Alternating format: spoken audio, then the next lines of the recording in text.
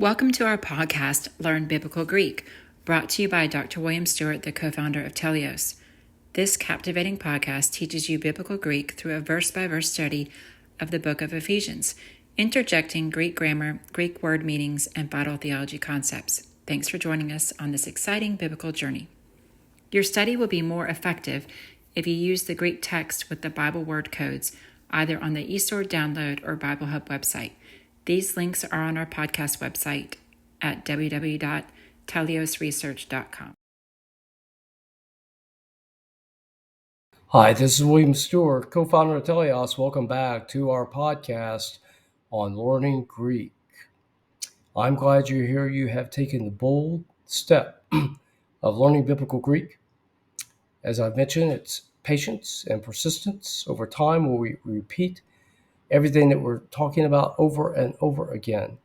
And it will become clearer to you, and you'll find that you can handle the word of truth more accurately and competently by knowing the original language of Greek. We're in verse 4, chapter 1 of Ephesians, so have your eSword or Bible Hub handy, or whatever tool you might use that would have the Greek available. And if you have video, it'll be on the screen. So we encounter a verb today. It's a difficult verb, but it's important, and we'll work through it. We'll cover just a few words. Remember, verse 4 begins the deeper part of this passage after verse 3, which is the introduction, verses 1 and 2, the introduction. Verse 3, the summary verse, talking about what will be in verses 4 to 14. These are promises related to our salvation. It's really a great passage, and we're beginning the first one today, right off, which is chosen.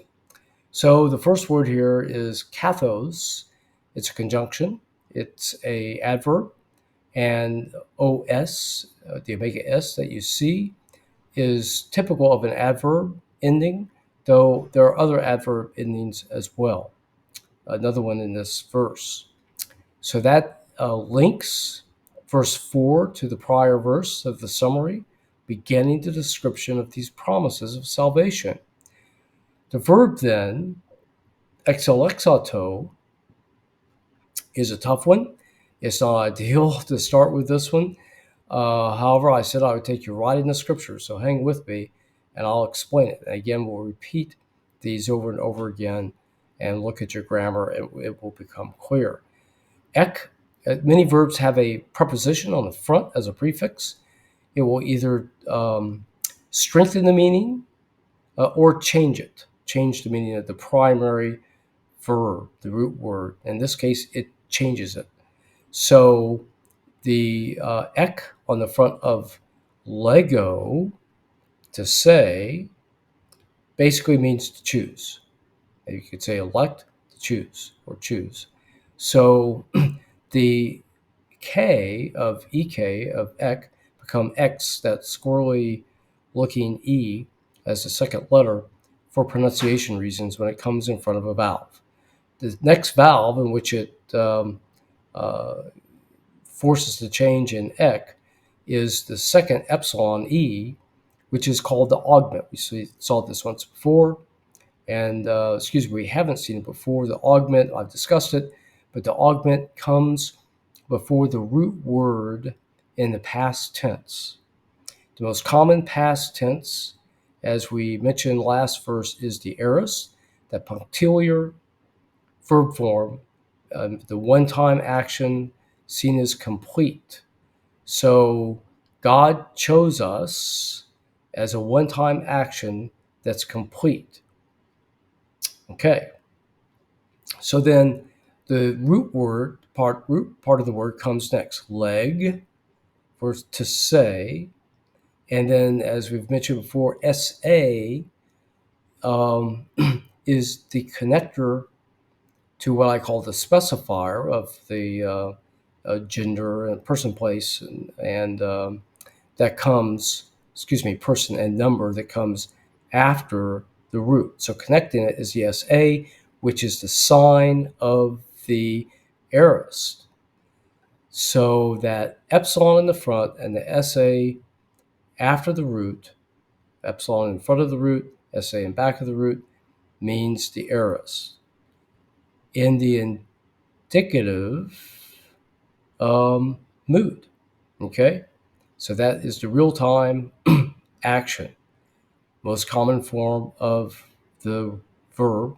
Like I go, I run, you're actually doing something in reality. Okay, and you can see this in the notes, the letter notes after the verb. You see V for verb, dash A for aorist. That I after the M is indicative. M means middle. Okay, so that's the voice. So in English, we have active and passive. Active, I do something. Passive, I have something done to me. So I do, it is done to me. The middle means something, and this is a little hard to grasp or to understand. It originally meant reflexive, I do myself, but I do really in reference to myself, in reference to my own counsel or thinking. So God, in reference to himself, chose, okay, and a one-time punctiliar action. The TO at the end is the third person singular, what we call the second set of endings associated with the aorist middle. Okay, a little tough. Sorry. Let's go over it again. Ek at the first, a preposition in front of the root word, changing the lego to be chose, changes the meaning. The epsilon, that second one, the E, is the augment for the real-time indicative mood for past tense. In this case, it's the aorist. Then we have the root word leg, and then the SA. I forgot to mention, sorry. The S in back of a G doesn't like that. It changes it to the squirrely looking S again, or squirrely looking E, that X, pronounced KS.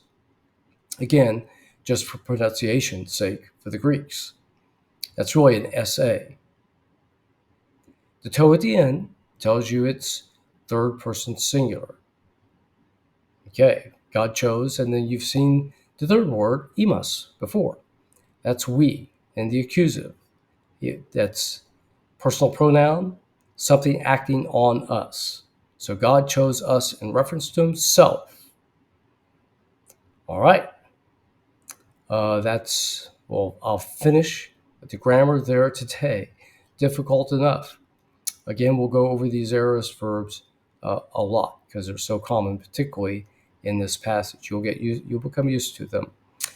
Choosing, that's our major theological comment today. Controversial comment. I think it's here to give comfort to the Ephesians that God chose them and that they are secure.